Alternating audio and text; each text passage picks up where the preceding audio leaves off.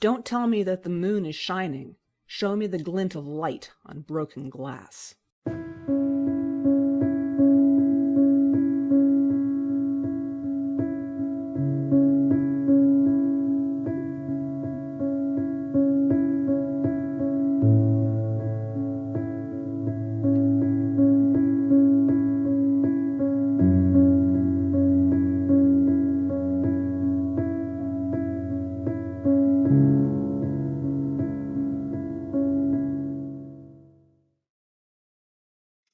Hello and welcome to Shining Moon episode 28, Cozy Fantasy and Hopepunk. I'm your host, Deborah L. Davitt.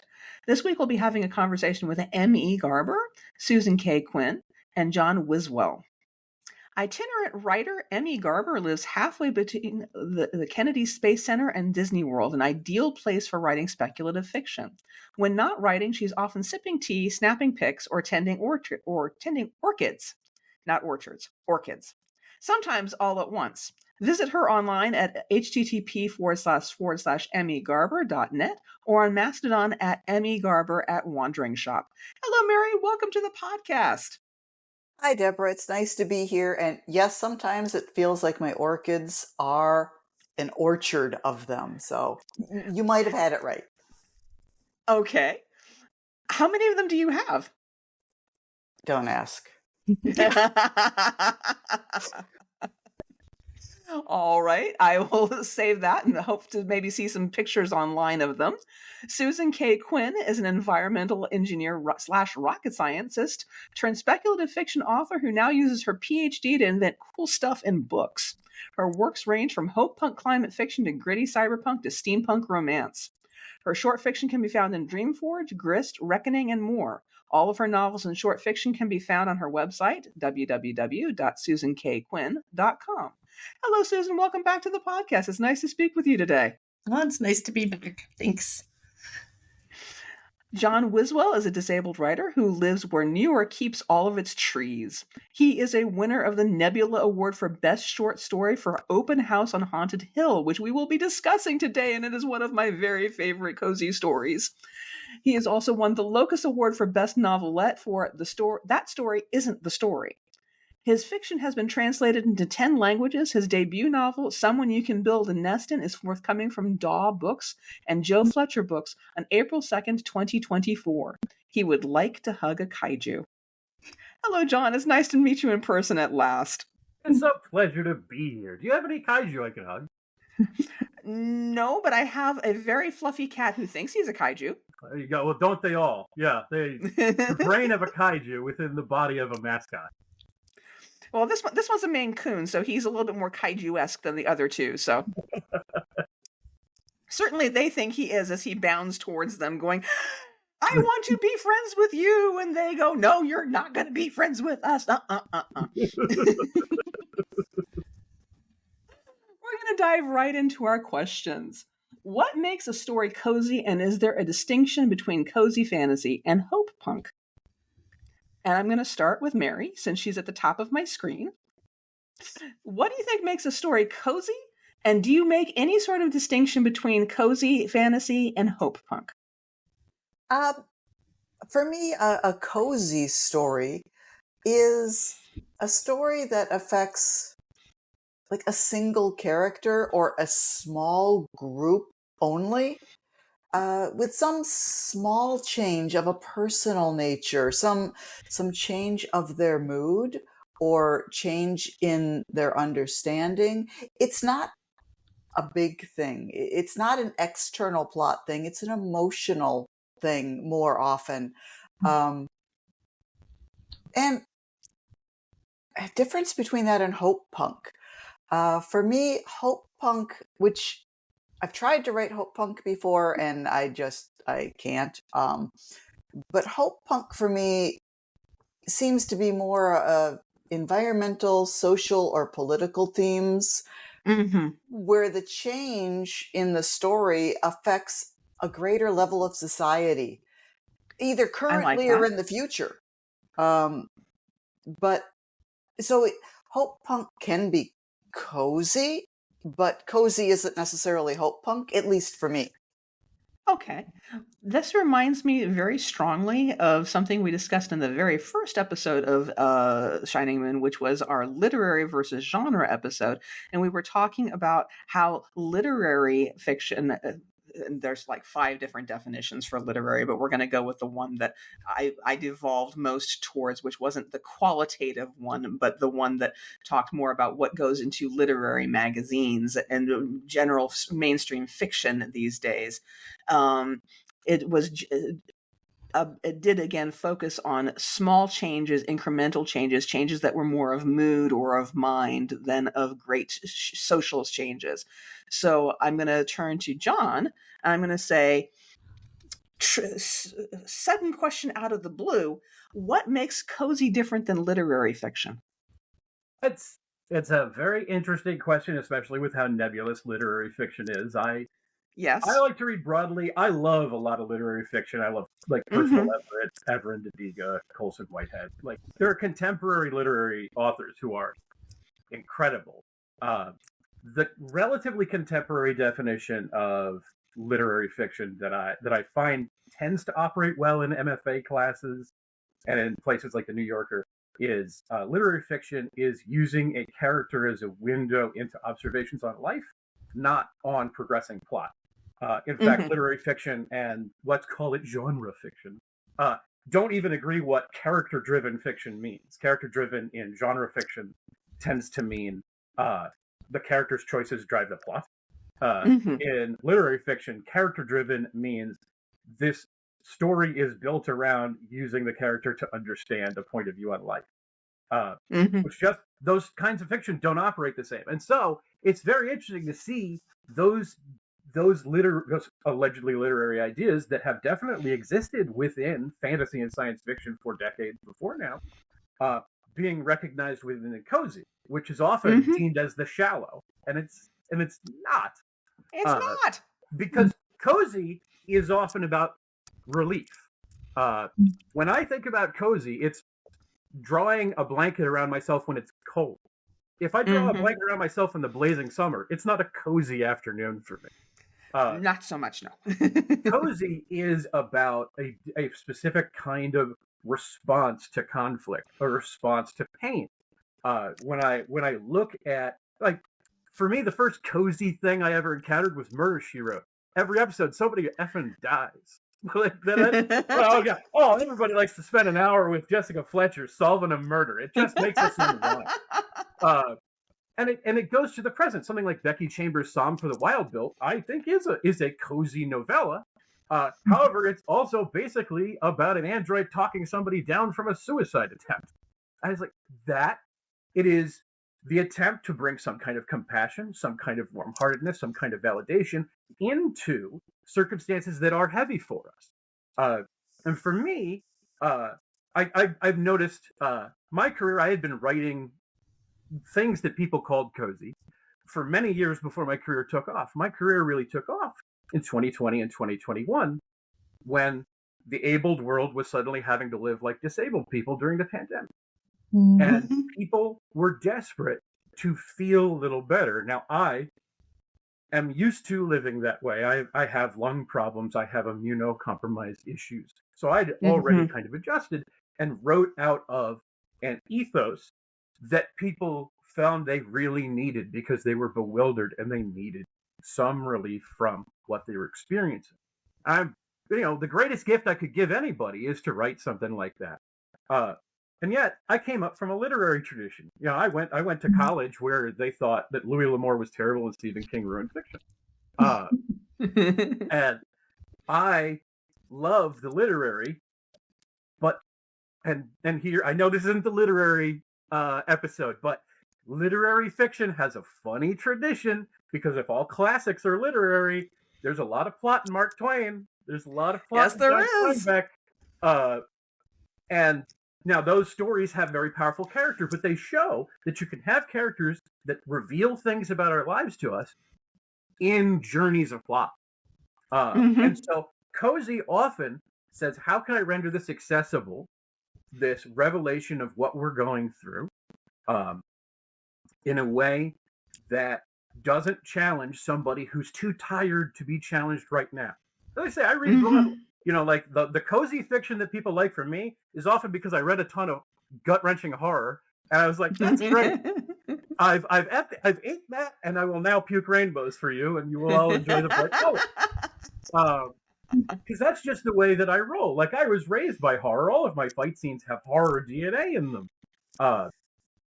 But it's this mash. So I do think you're really onto something with the similarities in the observation of the personal that exists within cozy and also within literary fiction.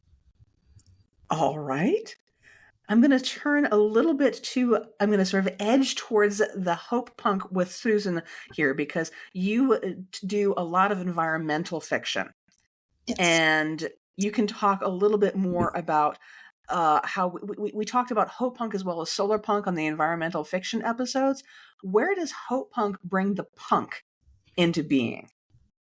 I think hope punk is first of all, I love the small TED talk that we just got from John, because Yes. like now I actually understand what cozy fantasy is, and I'm pretty excited about that. So so I'm like, okay, how does hope punk differentiate and compare and contrast there? Definitely hope punk comes in with a little bit of that relief element. Certainly the cozy hope punk, which is not all hope punk. That is like 1/10 of the hope punk is also of the cozy varietal. Yes. So, and that brings, but the concept of hope punk is essentially a rebuke against the brutality of the status quo. It says, no, we don't need to be brutal. We don't need to like fight with our fists. We're going to fight with radical compassion, and we're going to love you to pieces. And occasionally we might get in a fist fight if we have to punch a Nazi or something like that. But like for the most part, it's very focused on care, healing, cooperative. And so those words don't like automatically trigger punk, okay? Because punk has this sort of rep for being the guy with the leather jacket in the bar beating up on the Nazis, okay? But I can't think of anything more punk than to reject all of the brutality of the world. And there have been, especially since the pandemic, there's been some but even prior to that, there have been some sort of social movements, like the laying down movement that came originally out of China, but kind of spread to several different. I don't know if you guys are familiar with that, but a little bit, yes. It's like this Gen Z class that just is absolutely opting out. They're like, no, I'm going to do nothing, because what you ask of me, world, is so brutal. It is so soul destroying. I would rather literally just lay down in my bedroom and do nothing. It's this radical rejection. And I see hope punk having threads of that. Now, that's a very inactive level of rejection, but the idea of opting out of like, no, I'm not going to be driven by money and status and class and greed and, you know, the grind and all. I'm going to choose to live a different way. Or we're going to, in Storyland, we're going to choose to tell stories in a different way that resolves things with compassion rather than, you know, violence, among other choices that are made in there. So cozy has an aspect to that. It's almost like a reverence for the idea of like, we all would like to wrap up in that blanket and just have a nice world, but it's not quite like that yet. So apparently we got to go to the barricades for a little while. I know. Then, I love the distinction. So, and then we're going to sit down and have some tea. So yes, there we go. Absolutely. All right. So Mary, I'm going to swing back to you and I'm going to ask a question of all of you, but I'm going to start with you. What do you enjoy most about writing cozy fiction?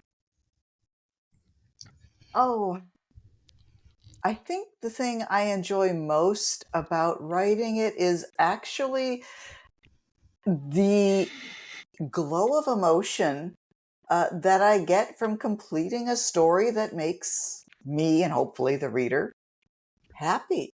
It's simply that. I'm looking to evoke a small kernel of happiness, a little glow of joy in the reader.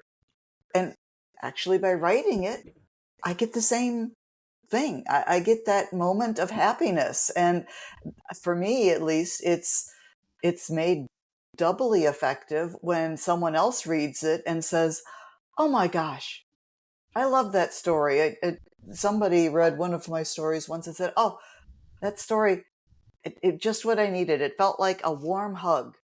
And I'm like, "Oh, yay." And so now it's like, yeah, we've just shared a hug, even though we're far, far away.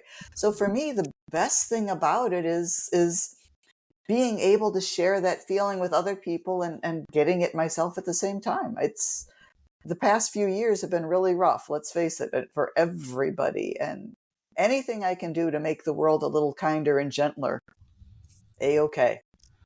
I have left that comment on people's stories before because usually I don't know how much I needed that story until I've read it. And then I've gone, I really needed that. And I'm going to shout out to Carol Shina, who is a wonderful author. And she writes a lot of cozy, but she also writes just fiction that isn't necessarily cozy overtly, but it always has that warmth to it. And I always feel like I have gotten something that I needed after I've read one of her stories. So I'm going to shout out to her. And I'm going to turn to John and I'm going to say, what do you like best about writing cozy fiction? So here's where I admit that I have never sat down intending to write a cozy story. I just got it several dozen times. And when I look back on the cozy fiction that I've written, or the things that people call cozy, the thing that I've loved most that's the common denominator among them is that I got to go deep with characters within stories where who they were was the point of the story. Not necessarily their change. Sometimes it is what they needed to change into, whether they knew it or not. Whether it was they were grappling with the themes that I was grappling with or not. But that a cozy story is often on the terms of the character going through it. To the point where you can construct a narrative that interests someone purely based on character X needs this. And I know we'll talk about it later, but like Open House on Haunted Hill, the stakes are the house would like someone to live in it. That's it. There's no, and that will destroy the Dark Lord. That would be a strange sequel. And I tend to like to write stories about people figuring out the small details of their lives that reflect on who they want to be. And that's what changes things from I went to the store to a story about going to the store that you have to tell them because you changed that day. You met somebody that day that reminded you of something about yourself you forgot was there. That's the deeply meaningful thing that a year from now you still remember, even though you go to the store over and over. And I find that in my cozy fiction, that tends to be what's resonated with people is these are stories, sometimes of validation and sometimes challenging who you are and helping you find who you should be, who you want to be and got away from. And sometimes, it could be a flash where it's just like, oh, that's how I got back on the rail. Because we've all fallen off of the rails. And that's just very deeply helpful to have models to try to return to. So that's been my favorite thing. Oh, that is a lovely thing to think of because I very often find myself writing about people who have not just fallen off the rails, but basically have finally looked up from how the deeply rutted track that they have worn themselves into, and they realize that they've basically wound up underground. And then I find myself writing how you get out from under that ground, how you get back up to ground level, and how you live your life again after you discovered that this is not where I meant to be. So I love that sort of story. Susan, what do you like best about writing Hopepunk and cozy? What gives you the most affirmation from doing this? I'll first say I don't write a lot of cozy, like what I would necessarily tag as cozy, again, because I think of that as just sort of a subcomponent of what the larger thing is that I'm doing. And I guess that larger thing is I'm trying to, or, making attempts at, let's put it that way, subverting some of what the expectations are for how we're going to be telling these stories. Like, I'm not, Yes. instead of hero's journey, I'm writing heroine's journey. And if you're writing that kind of story, then you're writing something that's about healing from a very explicit standpoint. It's not like we're going to write characters who are not going to be starting in the gutted rut, which is more like, you know, a more classic arc of how your character will start out, which is not to say that my characters don't have, you know, obstacles and tragic backstories and things like that. Yeah. But it's more like we're going to come at it with like, okay, but if we could have a world that operated just at baseline at some higher level of better than what we are at right now. Like, let's go a few steps down the road. Everything's not great, but like we've fixed a couple things at least, and we're working on the rest. And what kind of, like, I recently was teaching some kids. I was guesting into a classroom to teach climate fiction, and these are 9th graders. So I don't know about y'all, but I love kids of every age, but the teens especially are just so fun. So anyway, there's brilliant little kids, and one of the things I told them is, like, I don't write about climate change. I write about how we have to change. You know, so what do we have to change into? What are the models that remind us of our humanity and how we can be with each other? And put those characters in motion in like a difficult situation. And I feel like when I'm writing that, I'm trying to bring those Hopepunk qualities into the story that again are anti-capitalist and are rejecting the brutality of the world and saying, you know, we could have it this way. You know, how about there this? are options. There are options. There are other options. Look at all the wonderful things I have for you. So, all right. So that's the end of our question segment. So we're going to move into talking about your work individually and then together, obviously. We're going to start with Mary. And her first story is Two Letters Crossing Paths Through the FairyMail, which is forthcoming in the 99 Fleeting Fantasies anthology. So everybody check that out when that arrives on Amazon and other fine book sellers everywhere. In this ultra short story of just 680 words, a very traditional fairy godmother and a very modern teenager agree sideways to let each other go. And while there are things that the girl will miss about her fairy godmother, such as, you know, being able to float through the air with the greatest of ease as she slams a basketball home into the rim, they both believe that she's old enough to make decisions and grow on her own. Though the godmother's letter of resignation is a little indignant and passive-aggressive, and the girl's is a little more in-depth and shows greater insight than the fairy godmother seems to be capable of, which I thought was remarkable for the perspective of a 14-year-old. What gave you the inspiration for this story, Mary? Well, this story was a fiction writing contest, and I was given a prompt, which was to invent a fictional friend or family member, write them a birthday or holiday letter about something that happened. And it just, I'm like, oh, geez, a fictional friend or family member? Okay, a fairy godmother, sure.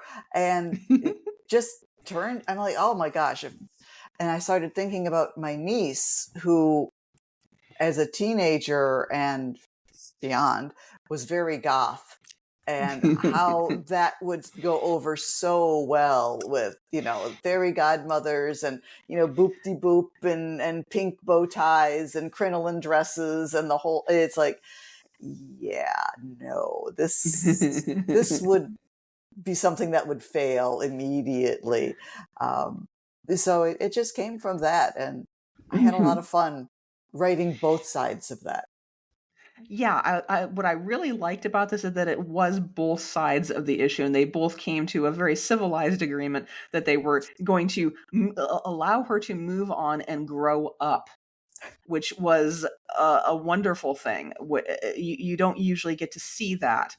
You don't get to see that civilized agreement. There's Right. always that we have to make a stand, and there's going to be two sides of the issue, and there will never be agreement between them. No, you're old enough to make up your own mind. I will leave, and no hard feelings. Yep. What is it about the story that made you think cozy when I asked you for examples of cozy? I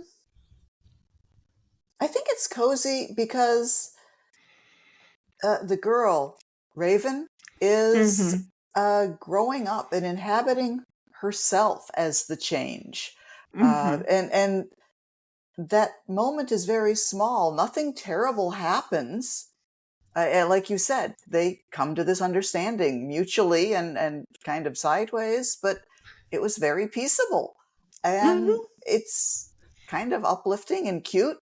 And at the end, you kind of feel good. And for me, that's like all the check marks of, yep, that's cozy. I feel like I'm happy after I read this. So, yes. Okay, fair enough. I was happy when I got to the end of it, so why not? Everybody else is nodding and smiling. So, Susan, your story is the Joy Fund, which was a delight to read. This one is not the story you think is going to be for the first half, because it has a hell of a sting in the tail, but it's not a twist ending. It's just two halves of the story, and they click together like a Swiss watch, and it's beautifully done. So for the first half of the story, the protagonist Verenda is faced with a troubling mystery. He's somehow been given money in his account via a Joy Fund, a public program that's similar to the Make-A-Wish Foundation, in which money is donated by the state to those with a terminal illness, a genetic propensity for such an illness, or to the minor children of deceased parents. He doesn't meet any of those criteria, and he thinks that he'll get in trouble for having the money or using it on himself. So he and his roommate find places to donate the money, which accidentally makes him go viral as a good person who's also dying, and thus people donate more money to his Joy Fund, making him more and more frantic to get rid of the money, or at least confess that he's not dying. In the second half of the story, he discovers that an AI has targeted him and 100 other people with similar bequests in an ethical, or maybe unethical, experiment to see how humans would make use of the money, and now the AI would like to know if it should go public with its sapience. First of all, what gave you the inspiration for this story? And I want to talk to you about the structure and how this is definitely more of a hope punk story. I just want to know what gave you the starting point for this. I have a very favorite podcast called Green Dreamer, which I highly recommend. It's very progressive. It's very out there with ideas, super nerdy and intellectual. It checks all of my boxes. And in one of the episodes, there was a guest who talked about an actual Joy Fund, that she had been diagnosed with cancer, and her friends, came in this wonderful community response and were supporting her. And then as a second level to that, they set up a Joy Fund that people contributed to. And they're like, this is not for chemo. This is not for groceries. This is for you to just go do something joyful because you need that. And I was like, I am in love with this concept. I have to write about this. So I started with that. That is a beautiful concept. Yeah, I'm like, this is something I want to exist in reality, so I'll write it into a story. And then I was like, and now what if it went wrong? Like, not wrong, but like the wrong person got it. And like somehow it became a comedy. And that sometimes is how I access my cozier side, is through humor. Because I think humor is, we kind of open up a little bit, and we're willing to embrace things. Humor is the antithesis of grimdark. It really is. It really is. You have to have an open mind for humor. You have to be open to ideas for humor. And grimdark has but one beat, and it goes on and on and on. Yes. That doesn't mean that it can't be well done. It's just that I'm particularly tired of it myself. So that is my bias. And I own it. I hear you. So that's where the idea came from, but then it kind of quickly went off and did its own thing. So, all right. I think that with its focus on systems and finances and ethical behavior and how we can be good to one another and how we can be good to an AI and things like that, it is clearly a hope punk story. So I'm not going to ask you about that. I'm going to ask you about the structure, because this is something that we often do on Shining Moon, is we put a highlight on what we do as authors. It is split down the middle, almost 100% between the monkey's paw part of the story and the how do we deal with this AI that has suddenly appeared on the scene, and how do we treat the AI as ethically as another human. Because the first half of the story is how do we deal with the ethical quandary of suddenly having money that isn't ours, and then the second half of the story is how do we deal with an AI ethically. And it's a beautifully balanced piece in that regard. And I was wondering how you came, did it just flow naturally, or did you think of this ahead of time, or how did you structure this? Just talk to me about that. My process very often with short stories, it starts with a concept like the Joy Fund and like the guy and his roommate who got it incorrectly.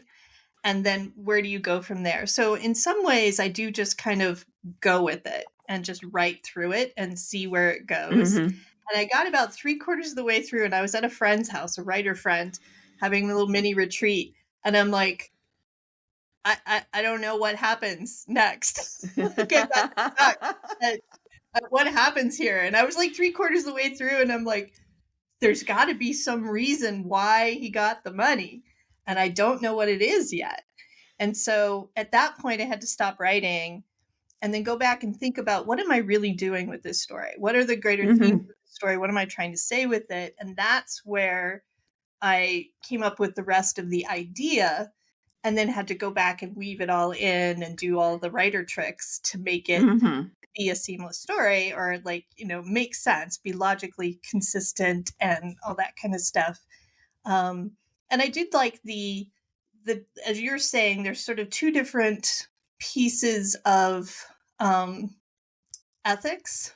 He's not really trying to do the right thing. He's trying to just avoid the wrong thing. He's trying to avoid the consequences of like this thing, and I'm accursed, and like he kind of freaks out and models all of our behaviors when we're freaking out and we're not being like compassionate, rational people. And oddly enough, the thing that triggers that for him is seeing there's this other entity who's like, I did this thing and it was unethical, and I know it's unethical, but I'm also afraid, because if I go public with being an AI, like I've read the stories, they're going to shut me down. And like, it was him and his friend, who is like the straight man for all of that, seeing someone else in that same kind of quandary that sort of brings down the temperature. And he's like, oh, okay, I can approach this now from more of a compassionate standpoint for this other being, but also myself. And from a psychological standpoint, he's also dealing with less stress cortisol in the forebrain when he's dealing with somebody else's problem. When he's dealing with his own problem, he's locked out of his front brain processes completely. So, and I think that the story models that very well. Thank you. All right, we're going to turn to John now with Open House on Haunted Hill, which has lasted with me since I first read it in Diabolical Plots in June of 2020, and I was so pleased to read it again for this episode. This story inverts horror tropes, landing them firmly on their head. A house is haunted, but in the gentlest possible way. When its last full-time owner died, it was because they chose to decline hospice care and spent their final months listening to the rain on the shingles of their house, and the house conducted that sound like a symphony for them. Now the house desperately needs a new family, and one is delivered to it in the form of a widowed father who's skeptical about ghosts. He runs a podcast about it, in fact. And his 4-year-old daughter, who absolutely believes that her dead mother is still with her. And he firmly tells her that she's not. She's not. She's not. She's not. Yes, she is, Dad. The house accidentally takes the locket with the image of the dead mother in it, and when the father returns with his daughter to look for the locket, the father sees more possibilities in the house than he did before and begins talks with the realtor to buy it. The house will have a family. The family will have a home. Perhaps, just perhaps, at some point in the future, the skeptic will even become a believer. What gave you the... obviously, you talk a little bit on the Diabolical Plots site about what gave you the inspiration for the story, but I'd like to hear it out loud in your own words for everybody to hear on the podcast. What gave you the inspiration for this story, please, John? My pleasure, yeah. This story idea was an example I gave to a group of writers for why I don't write horror. I was trying to explain that I love horror and I read it all the time and I watch it all the time. But if you made me write a story about a haunted house, it'd be about a really nice haunted house that just wanted somebody to come live in it. And then all of these writers were terrible people, and they all said, please write that. And I was like, no, that was an example of why I don't write that. And over and over again, people are like, oh, yeah, you should definitely write that. And so on the train ride home from World Fantasy, I started writing it. It was such a fun experiment. I was at that point in my career where I was starting to write more non-human points of view, which is something I love doing. I love animal points of view, and I love supernatural creature points of view. And what are those things that don't exist in our world tell us about the way we think, the way we're insecure, and what we deny about ourselves? And that house, of course, to some degree, has a relationship with parenting, right? The skeptic, by the way, does not need to become a believer in the same way that your children don't need to understand you. Oh, no. They need to grow up to be safe. And that's the reciprocal relationship, or not the reciprocal, actually. It's a tessellating relationship. The house just wants to help the father. The father just wants to help the daughter. The daughter wants to be a dinosaur, which that's another story entirely. But yeah, that's where that story came from. I just love horror, but horror. So horror has, I think, a bad rap for being a callous, brutal, awful genre, and it is all of those things. But it's also the antithesis of all of those things. Horror cares. The greatest horror cares very profoundly about its characters. Now, sometimes it then takes that caring in a way to break their hearts in ways that no other genre can. But in a lot of the times, it's holding space for truth. And that's why I have never been able to walk away from horrors, because horror is where I feel home. The thing is that when I write it, it doesn't come out. That caring, that compassion doesn't come out the same way because I have my composition. I don't feel like I'm at odds with horror. Now, that story happens to not... I don't think that story is horror. It has some tropes people associate with horror. Yes. I have written horror stories since, which frankly, that story helped me get to a place where it's like, all right, let's actually engage with fear on the page. If I can do loving connections, what are fearful connections through my lens? And so that story opened a lot of things up for me. I'm so glad I took a chance. And if anybody's listening, I would say, take a chance on the idea you don't think you can make work. You don't know what you'll unlock for yourself.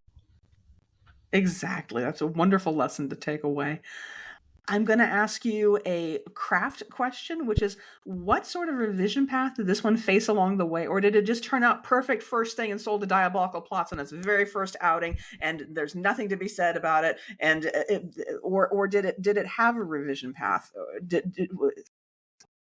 Sure. So yeah, I'm always happy to talk about the business side of creation. It's weird that we are both salespeople and artists. But it's true. You're trying at some point to take the thing that you dug out of your own soul and get it to other people. That's a very strange experience. So I wrote this story on the train ride home, and then more or less the 2 days that I was convalescing, because with my disabilities, travel's very hard on me. But I still kept wanting to, I want to sit up and just write a little bit more of this daughter giving her dad a hard time. It's just really funny. Or just like, oh, I've got another idea for a way that the haunted house expresses emotion.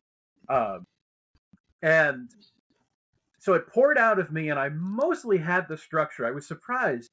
On the end of the first draft, every scene that needed to be there was there. There was nothing to cut. Some dialogue became smaller. Some themes became a little simpler. The dad had 12 interests at first, and now it's like, all right, well, what if he had 3? This story's 3,000 words. He can't really, what if he had an actual personality people could understand? in a short story form. But it mostly came out whole, which is a lucky thing. Sometimes stories are very hard and require many revision passes, many rewrites. But I need to say, it did not then go on to sell to Diabolical Plots immediately. It was rejected many times from many science fiction and fantasy magazines. It got a hold at one place that I'm not going to name, but otherwise, I think it just got form rejection. And then Diabolical Plots. I don't think I've ever said this publicly before, but David Stefan won't mind if I say. Diabolical Plots actually rejected Open House on Haunted Hill. And then the next day, I got an email from him being like, I think I made a mistake. I can't stop thinking about that house. Oh. And I've never experienced that in my life. I was like, what? That can happen? It's legal? You can just unreject it? And it was also very sweet. I think it speaks to the way that David is very passionate about the fiction that goes into Diabolical Plots. Yeah. That if a story won't leave him alone, like it could happen. Now, that doesn't mean everybody should be like, I got a rejection, gonna cash that check now. Like, don't do that. But it was very funny that like this story was so unlikely before it was published that it was rejected by the magazine that printed it. It was not the kind of story that was particularly in vogue back then. There were occasional stories like it in the short fiction world. I was inspired to some degree by the long fiction of Martha Wells to be more emotionally resonant, and then some of the short fiction of Veena G. Min Prasad, particularly Fandom for Robots. It's a great story you can read for free on Kenny Magazine, which is basically about an AI that's lonely, so it tries to write fanfic to build community, which is it is a delight. Veena G. Min Prasad, all bangers. I don't think there's anything by Veena G. Min Prasad that's not a 10 out of 10. But anyway, but there weren't that many stories in that vein. There are more now. And so most magazines are just like, I don't see why anybody would want this. Which of course is funny because then it went on to be, let's say, somewhat successful. It was my first nomination. It was my first nomination in 12 years for any award whatsoever, and it was nominated for almost all of the awards. It's very fun to be a 12-year path to an overnight success. But it was just, it was so wonderful to see so many people, whether they were like hardcore horror people who are like, this is for the people who think they could live in a haunted house. And then there's a bunch of people who are like, I hate horror except this one. It's very funny to see everybody see some part of themselves in it. But it was an unexpected path. And to this day, I think it's the most read story on Diabolical Plots, which, like to some degree you could say it's my craft, but to some degree, David took a chance on that story. Mm-hmm. And a lot of the time when you're creating these stories that are creating space for stories that are emotional and soft or contemplative like that, you're taking a chance on your audience caring more than they've been given credit elsewhere. And so I'm still so very grateful. He didn't do anything for my novel, but like I had to put him in the acknowledgments. So David. But yeah, so that's the saga of Open House on Haunted Hill. And I would also just last note is if you are struggling, like just keep submitting and write the next thing while you're submitting.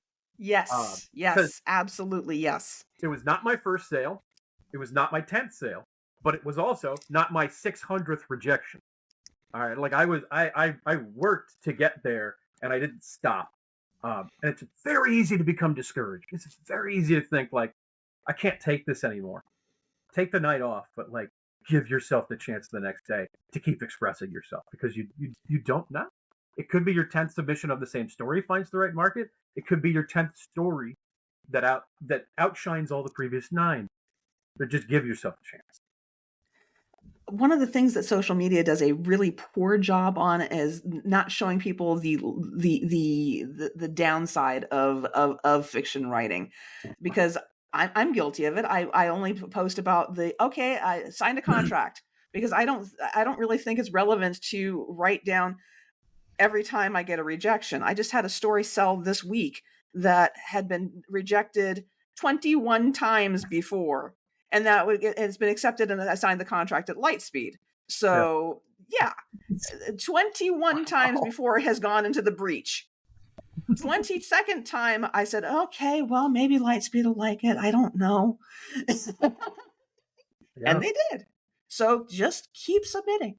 Learn a little bit each time, but if you believe in a story, keep submitting it. Give it a chance. Yeah. Be patient with it. Yeah. I try with my little podium to go on social media and announce my shortcomings.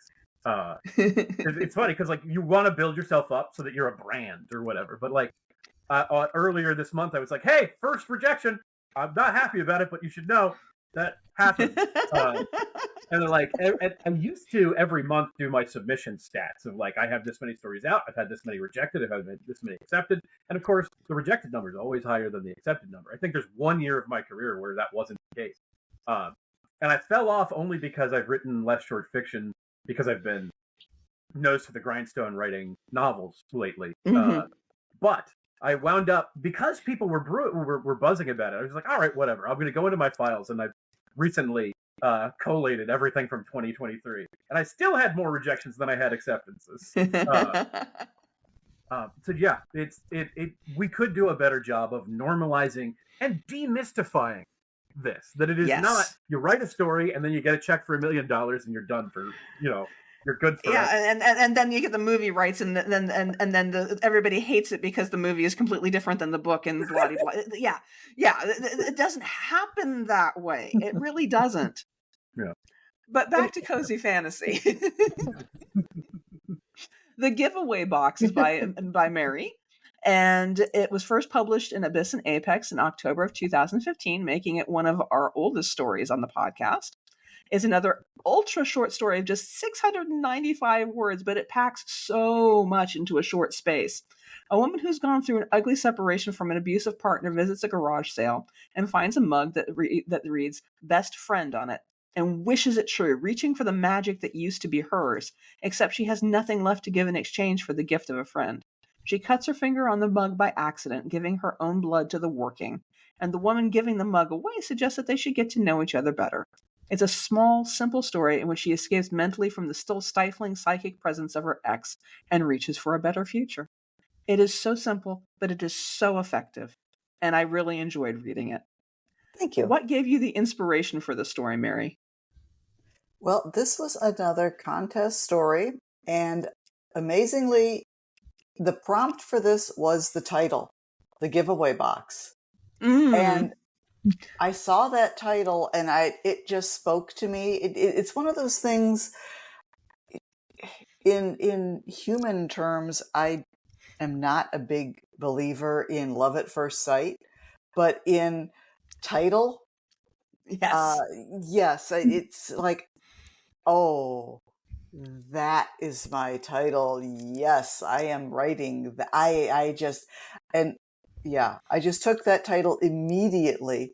And then I had to stop and think, well, what is this giveaway box? Like, something bad comes out of it? Something wonderful comes out of it? No. Giveaway box is used to discard non-useful things. And like, oh yeah, people put them in yard sales and they throw their junk in it, like, yeah, take this stuff. We don't care.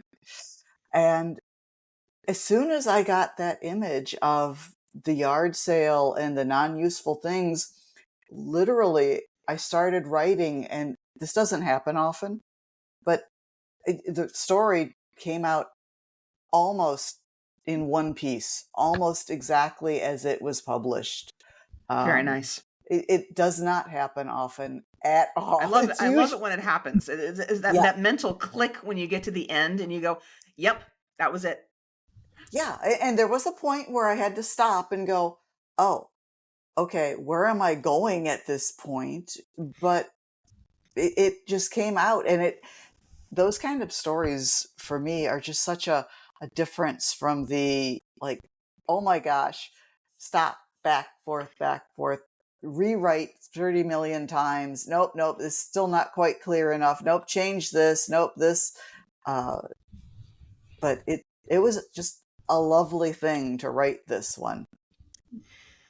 And absolutely, this one is cozy and not hope punk. It revolves around a simple sea change in someone's mental state and reaching for community, which is a big thing that we talked about in the solar punk and environmental fiction episode. So you can see there are connections between the genres. There are little web connections going every which way. We're going to turn back to Sam. And we're going to talk about his second story, which is the first stop is always the last in Flash Fiction Online, December of 2017. And this story, this narration style is almost as much of a protagonist as Selma, the bus driver, starting and stopping quixotically, rewinding and starting again, as the second character is revealed to be the daughter of Time himself. And she is just leaving his funeral, forced to pick up his job where he left it off. The story is about grief and moving on with what needs to be done in the face of it. It is a wonderful story. And the narration style is so effective, and it draws you on through the story as you go from one brief section to the next section to the next longer section. It's structured like certain songs I have heard sung, and it is really interesting. So what gave you the inspiration for this story? I like time loop stories. I like Groundhog Day. And I always wondered what those stories are like for everybody who doesn't know they're in a time loop, who's not in charge, who's not the protagonist of the time loop. Yeah. I like to find out what are the internal lives of characters who are treated as disposable by their authors. And in this case, Selma is not the goddess of time. Selma has a route to run. She is here for a job. And she gradually comes to realize that something is up with the one passenger, even though she can't experience the deja vu. It's the other person who she's talking to, the one woman on the bus who she winds up flirting with, who has the power, who is the special one. But she's stuck. And to some degree, it was about wanting to be the kind of person who can help somebody get unstuck. You don't need to be able to control the cosmos to open that sort of thing up for somebody else. In fact, by setting a mood, you almost have a greater power and charisma than you do by controlling the hands of time. And so that was the relationship between the mundane and the supernatural. It's always fun to explore. And then there was also just the desire to watch somebody trying to get their meet cute right, and then realizing that you can't do it on purpose. That chemistry isn't something you forge. And that actually your best chance to meet somebody who could actually care about you is to be yourself and to own your mistakes. And ownership of mistakes is a thing. It is a thing in time loop fiction. Because nobody likes it. Everybody's kind of like, I'd hate to be trapped in Groundhog Day, but maybe 2 or 3 shots in a day would be kind of nice. Like, just let me know who I'm going to talk to, like, who I'm going to be, like, who might be on the other side of my front door when I'm picking my nose and just grabbing it and walking through. Like, what simple things can I avoid? Yeah. So that's where that came from. I'd say Groundhog Day, and then also there's a wonderful Japanese film by Mamoru Hosoda called The Girl Who Leapt Through Time, which is a movie entirely about a girl who has the ability to rewind time and just uses it for the reasons that a 16-year-old would. It's like, oh my God, that boy confesses he likes me. I'm not ready for this. Rewind and avoid him. Like, I thought we were friends. Oh God. Wait, I know I can nail this dive in gym class if I just do this again. And I am enamored with that film. Also, Mamoru Hosoda is amazing, and obviously the people who made Groundhog Day is amazing. But those notions of putting the very small, mundane things at the core of the time loop is what draws me in. And of course, that's why my little story is cozy, is because it's about sussing out what we want to do on the personal level, not the cosmic level. We don't see how she goes and holds the office of godhood. We just know that they have a date lined up at the end of it. That actually, since you defined it specifically as cozy, I'm going to flip that around. I'm going to ask you, since this is about changing one person's outlook in a solitary moment of, well, time, Would you consider the story literary? Why or why not? I'll say when I wrote it, it didn't. It felt like I was playing with a literary form, of course, because rewinding in prose is much less common than refrains in song.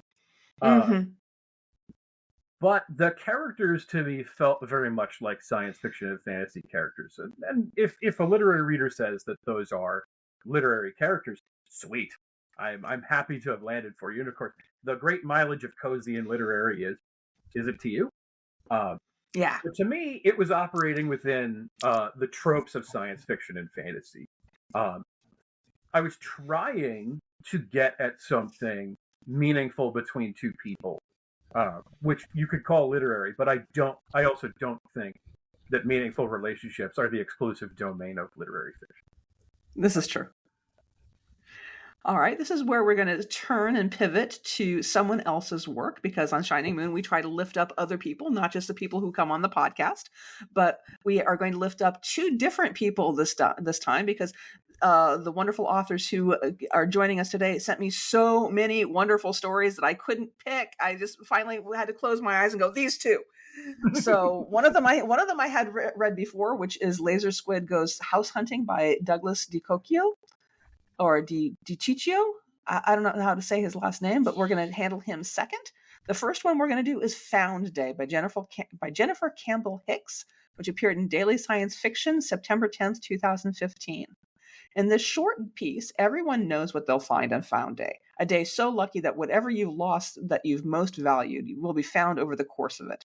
The narrator knows exactly what she's going to find, a stuffed toy from her childhood, except with the help of an old friend with whom she's largely lost contact for the last year or so. The toy doesn't turn up, but the friendship, once nearly lost, is refound instead. I could personally see the twist ending coming from about the orbit of Pluto, because it wasn't much of a twist. But that doesn't mean it's not a good story. It just means that it's well foreshadowed. And what did you guys like or dislike about the story? I'm sure that none of you actually disliked anything. So I'm going to start with Mary and say, what did you like about the story? What resonated with you or stayed with you or anything like that? Well, one of the things I really liked about the story is that I, as the reader, like you said, could see quite clearly that what was going to happen, what was found, was this friendship. It just took the protagonist a while longer to figure it out than the reader. And that's one of the things that I actually like if it's well done in a story. Mm-hmm. If I think the author on this did a nice job making it believable that she wouldn't catch on. And I liked watching as, you know, the day progressed and she finally figured out at the end, oh, I guess I found the thing I really needed after all. You know, connection, friendship. Okay. So I think that was my favorite. Sometimes when you figure something out before the protagonist does, it's very frustrating. But this was it was just the right amount of lag for it not to be frustrating, but it's just to be comfortable. It felt like a pair of well-worn-in shoes to me, but that's me. John, what did you like or dislike about this story? Oh, well, I just hate having a good time, so I despise it. I structurally, of course, I saw where it was going, and that's a feature. That's not a bug. Yes. Part of cozy fiction is an invitation to the reader to have this experience. You are being handed some tropes at the beginning of the story and being told, like, trust me, this is going to feel all right. And you're going to feel a little better about your day by the end of it. And that is a promise that the story completely fulfills. These are heartwarming tropes that have been around for a while for a reason. We love realizing we've taken something for granted and then changing. Now, our main character doesn't necessarily shift yet, but we know that's coming after this. We, the audience, get to recognize that we take bonds for granted. We're the ones who get to do the little growth. That feels great. we got to see a good story, but we also got to take a theme away. That hopefully makes us just look around and be like, okay, who do I want to share this with? Who's a friend who would like this too? And that's a beautiful meta layer to the story. And I think this story is also just a good illustration of why people like predictable fiction. Because predictability is usually determined to be a bad thing. I know where this is going. Yeah, and that's why I'm staying in this seat and finishing reading this. I sometimes in my own work and in my reading, I prize originality too much. And there is great originality. Of course there is. But this is showing us why we sing in this rhythm so frequently. I was reading something this past week that I was enjoying. I was along for the ride on it. And then they put in a twist on page 200 and I put the book down. I just went, nope, that I'm not along for the ride anymore. It was light. It was breezy. It was fun. And I went, and you made it into a polemic. And that's not what I signed up for at the beginning of this. I had a ticket for entertainment, and now it's gotten political, and I'm out. So yes, sometimes you want the promise that extended at the beginning of the story to be extended all the way through the story. There should be a through line, and that promise should be kept.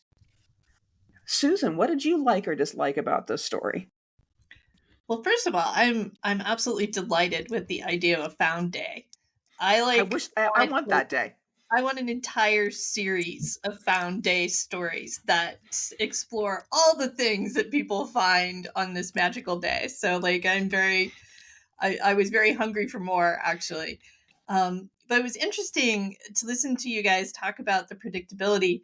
It to me, I also write romance, and I'm like, oh, this is a romance. This is what this is. It's a friend-mance, but it's a romance. I know it has a happy ending.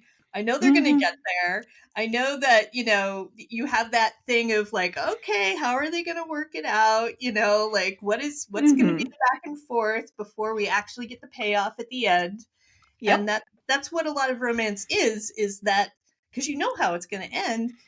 The journey, the ride, you're there for the ride to find out what are they going to learn about themselves as they go along.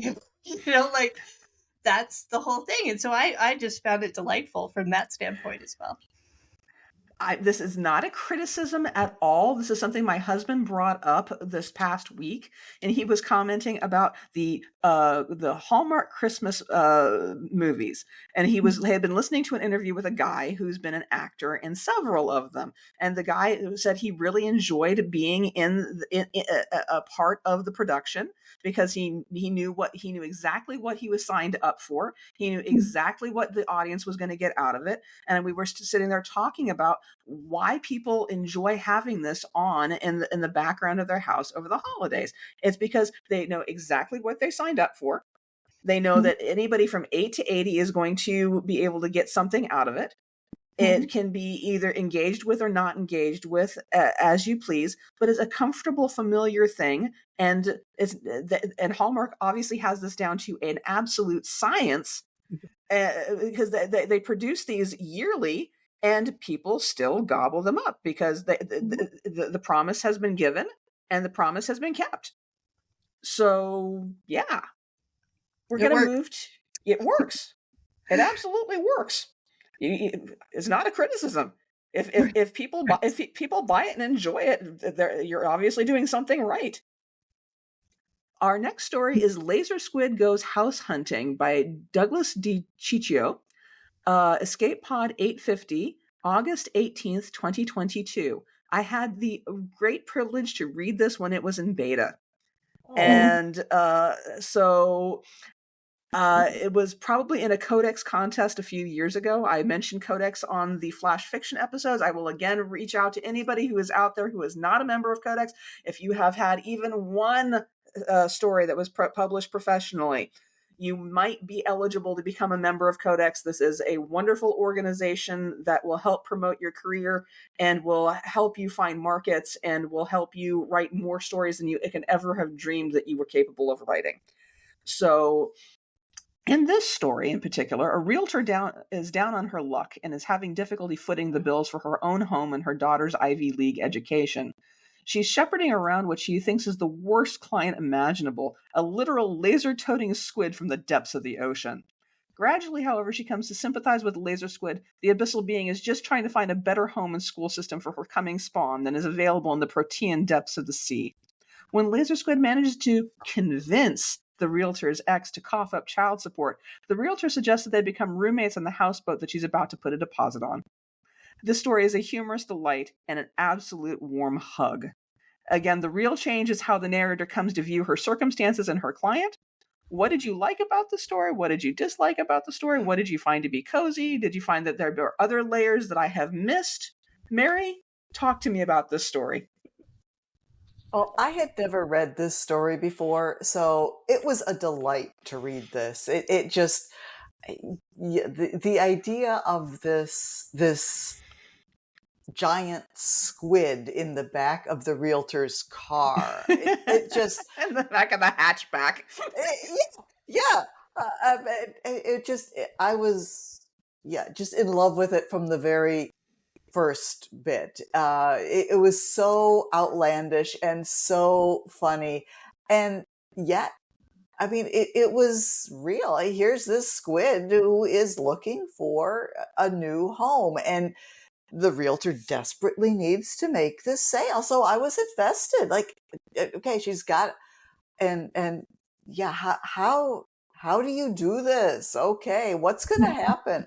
So I thought it was really nicely done to keep me invested, to give me that outlandish concept, and yet pull me through with the details and, again, the emotional layering that will hook me and keep me reading to see what's going to happen.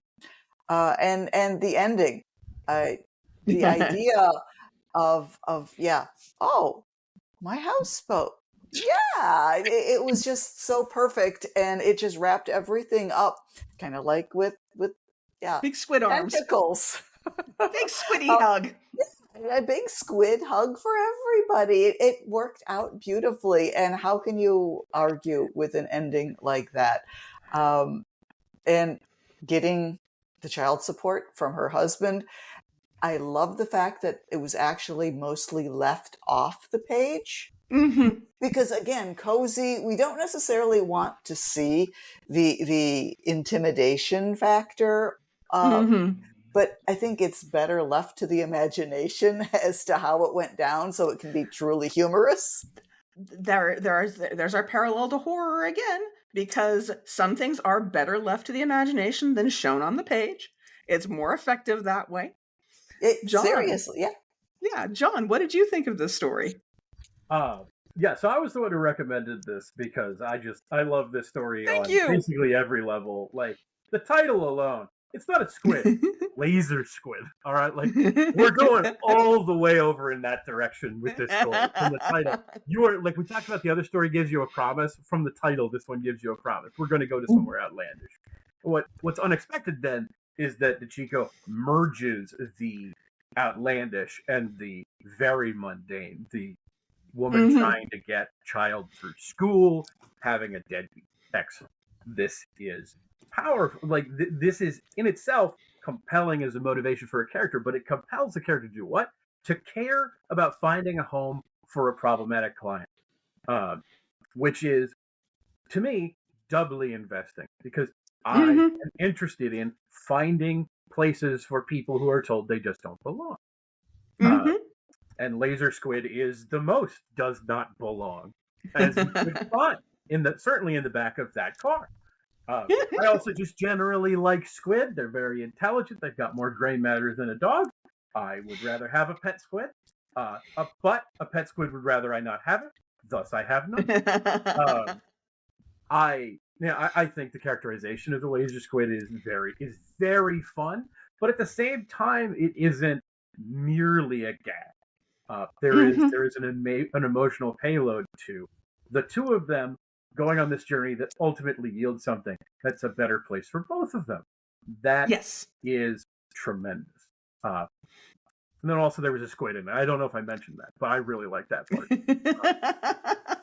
So, John, what you're saying is that the squid is close enough to a kaiju? There are A laser squid. There are absolutely squid kaiju. Now I don't know if laser squid is capable of reaching the requisite body mass to be a kaiju. If so, I would hug it. Otherwise, just simply welcome into my neighborhood.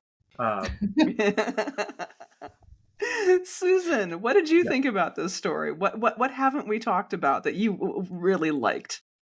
I was delighted by it, of course. I think it's a really good example of how comedy can open us up and make us very accessible to this story. Could have been told without the squid. Wouldn't have been as much fun, right? But you absolutely had all the elements, completely, fully constructed story without the squid.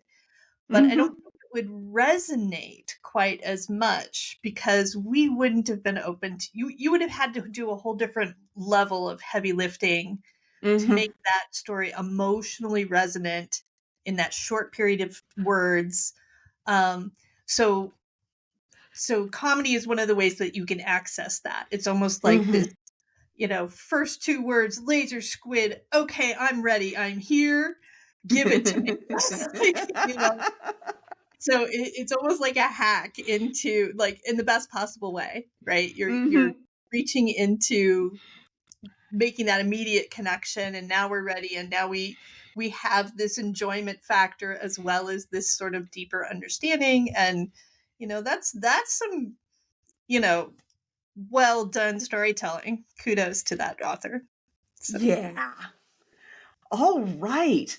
Now that we've lifted other people up, we're going to turn to Susan, and we're going to ask you to do a reading. And so could you introduce what you're reading for me? Yes, I am reading that story right there. The one above your head. The one above my head right there. The first in my Hopepunk climate fiction novel series.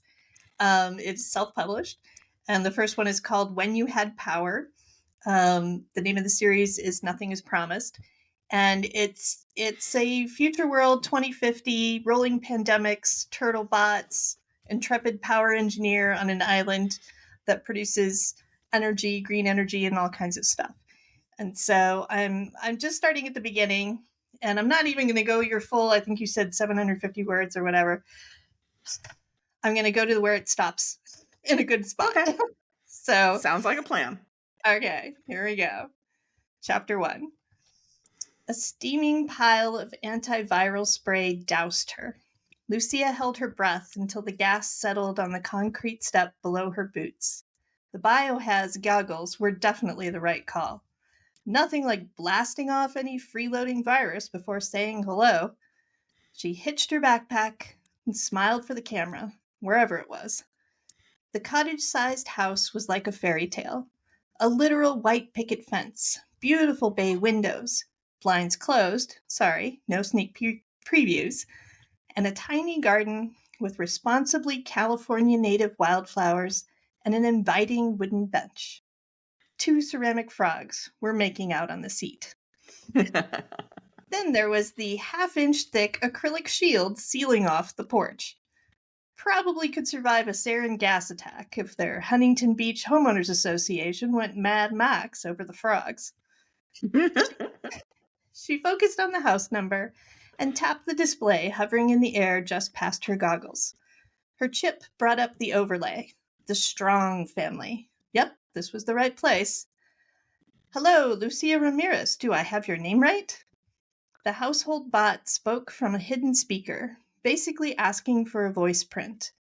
No sign of the family inside, but the bot's non-gendered face appeared on the shield, patiently awaiting her answer. Lucia carefully lifted the goggles from her eyes and perched them on her forehead, in case the bot wanted a facial scan as well. She took care not to lick her lips or rub the itch on her nose. She had no problem with the borderline non-consensual antiviral dosing. She was determined to make this whole thing go smoothly. But practically speaking, that shit hurt if it got on your mucous membranes. Yes, I'm Lucia Ramirez, she enunciated clearly. maintaining the pretense she was having a conversation, not passing a security check. This was part of the interview, to be sure. And if you couldn't even be polite to a housebot, the Southern California Housing Authority's AI gave this family match a 95% rating, which was crazy high. Lucia had filled out the application, she'd received an invite, but this was the final step, the literal crossing over the threshold. You weren't in until you were in, and even then, it could be probationary for weeks, months, or even years.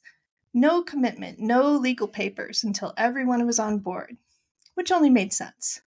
Anyone could tell a good story with their public-facing data, and her application was as genuine as recorded media allowed. But reality lay in true face-to-face interactions. That's when you discovered if the AI had found a real match, or if you brushed your teeth too loudly and had to be kicked out. If this is a bad time, I can come back later. She tried not to sound desperate, because she wasn't, not strictly. She could always find a place to stay. She just didn't have a home. Oh. So it has a little bit of cozy in it, but that's It has a lot of humor in it, and it has a that last line is a hell of a hook to make me want to read further. Yes. Definitely. I'm glad. I just had the fourth. So there's 4 in the series. I just had the 4th audiobook come out just this week. Finally, finishing the whole series. So it is complete. If you that's important to some people before they start. They're like, is it done? I want to know if it's done. Congratulations. So, yeah, some people definitely want to know that it's done so that the promise isn't broken and that the author isn't going to G.R.R. Martin themselves out of existence. Or just make them wait. People are like, I'm going to and they do. They'll just like rip right through that baby and read the whole thing in one swoop. So, yep, exactly.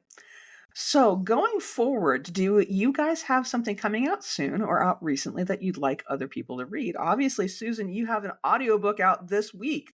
So let's start with you. Talk about your audiobook a little bit more, please. Is there a physical copy that people can read with their eyeballs, or is it just on audiobook, or how does this work? Oh no, it's ebook, audiobook, print, all the things. What's it called? The When You Had Power is the first book. Yes. And then the other ones, I don't know if you can tell, but like the covers all go together in one large image, which doesn't show up really here. But that's because the structure of this, again, it's Hopepunk, right? So I'm talking community storytelling. Mm-hmm. So they're 4 tightly connected stories, each from a different protagonist. And it's sort of a baton passing where one of the reviews said it was like a queer Scooby-Doo mystery. And I'm like, oh, I like that. You'll use that in my marketing materials. But anyway. That's awesome. It's kind of like that. So we're passing the baton between one protagonist and another. And the fun part about this audiobook and the 4th book in the series was bringing back the narrators from the first 3 books, Mm-hmm. In addition to the 4th book narrator, and those narrators working together to tell the story, which was so cool. And I was so grateful to my narrators of like being willing to do this with me. So nice. I'm proud of how that all came out. So, that's lovely. Yeah. So that's my big thing, I guess, recently. Also, I've got a story out in Reckoning that just came out. Reckoning is an environmental justice magazine, and this is a political issue. So some of it is really dark and gritty, and the editor is like, and then there's your story, which is, different in a really good way. And I'm like, okay, interesting. But now that I'm reading it, I haven't gotten all the way through, but I'm like, okay, I see why it fits. It does definitely fit. But so what Reckoning does, and they're a wonderful organization, but they're actually a nonprofit. Mm-hmm. And so they will make all the stories free to read online. but they release them like 1 week at a time. So right now you can buy the whole ebook, I believe, in a print book. And then my story is in there, but it won't be released online for free until like July. Okay. So it's kind of out, but not out. But I encourage people to go ahead and buy the ebook or the print book, however you like, because it supports the organization and lets them pay more writers. Lets them continue to exist. Exactly. And I think that's super important. I try to do that as much as I can. And I know not everybody can afford to, support all the zines, but if you can, and if it's a thing you're into, like, go do that, because these people operate on a shoestring.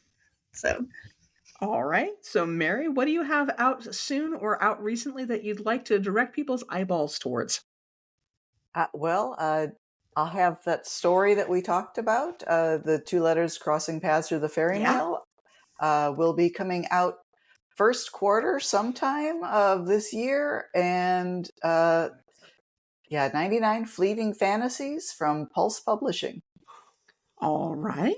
Anything else out recently that you'd like people to read as well? Not a whole lot recently. I have been doing a lot of novel writing. And it takes time. It takes time. A whole lot of time, and my short story inventory has fallen precipitously. Yeah. John, what do you have out recently or coming out soon that you'd like to talk about? Yeah, just my life's work. The thing that I've been working on my entire life is my debut novel is coming out in April. So exciting. Thank you. Yeah, it's out from Daw Books in the United States and Joe Fletcher and Quirkus Books in what they call the Commonwealth, which is an interesting term. But the United Kingdom and New Zealand and Australia. I have friends in Australia who have receipts proving that they can get that book there, that they are entitled to their copies of Someone You Can Build a Nest In. The novel is called Someone You Can Build a Nest In, and it is one of the most John Wiswell things that I have ever produced. It is about a shape-shifting, horrible monster who lives on her isthmus, and if you just leave her alone, there wouldn't be a story, but gosh, monster hunters just keep coming after her. And at one point, she is poisoned and driven off of a ravine, and she thinks it's the end. And then she wakes up, and there's this woman who's nursing her back to health. And she's like, what the hell is a human doing taking care of me?